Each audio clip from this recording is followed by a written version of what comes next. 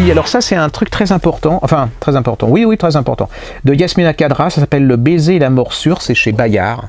Alors Yasmina Khadra, hein, tout le monde connaît, écrivain que j'adore, que beaucoup de gens algériens, qui nous a beaucoup parlé de la condition en Algérie sous le régime des militaires et tout, sa vie quotidienne. Voilà. Et là, il nous parle de sa jeunesse, de son enfance, et c'est des choses... Alors il y a des bouquins de, comment dire, de philosophie officielle, vous savez, genre Luc Ferry, ou des choses comme ça, où on vous dit comment vivre, comment faire, comment penser pour... Et puis en fait, vous vous emmerdez comme un rat mort, et puis ça vous change pas du tout votre vie, sinon vous avez dépensé 24 € pour pas grand-chose, sinon que... Et c'est effectivement, l'auteur, il a une philosophie de vie très particulière, c'est qu'il profite de votre argent pour bien vivre. Mais vous, rien.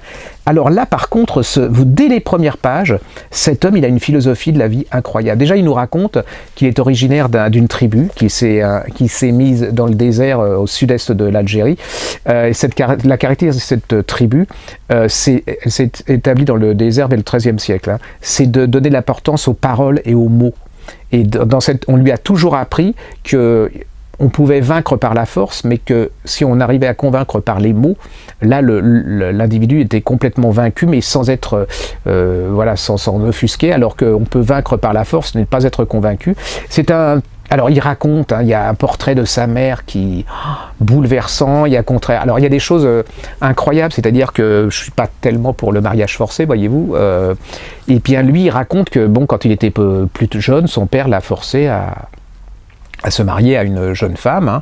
Et puis la jeune femme le prend pour une grenouille, lui répond qu'il n'est pas une grenouille mais un crapaud, mais qui va se transformer en prince charmant. Ça commence très mal, il la supporte pas, elle est plus jeune que lui et tout, et en fait il nous raconte qu'ils sont mariés depuis 32 ans et qu'elle lui a appris énormément de choses et que lui, il lui donne beaucoup de choses. C'est quand même une histoire incroyable. Il y a l'histoire de ses parents, il y a l'histoire, mais c'est surtout ça va vous expliquer mieux les romans de Khadra. Et puis c'est surtout, moi je pense que si vous avez un peu des doutes, savoir où vais-je, qui suis-je, pourquoi-je, eh bien en lisant les premières pages de ce livre, et voilà, ça va vous aider. Sinon, une philosophie, ça va vous donner profiter de la vie au quotidien, d'écouter les... C'est un magnifique texte, ça s'appelle Le baiser et la morsure, de Yasmina Khadra, c'est chez Bayard, et j'adore la couverture. Regardez, le petit garçon, il est merveilleux, c'est une très jolie couverture.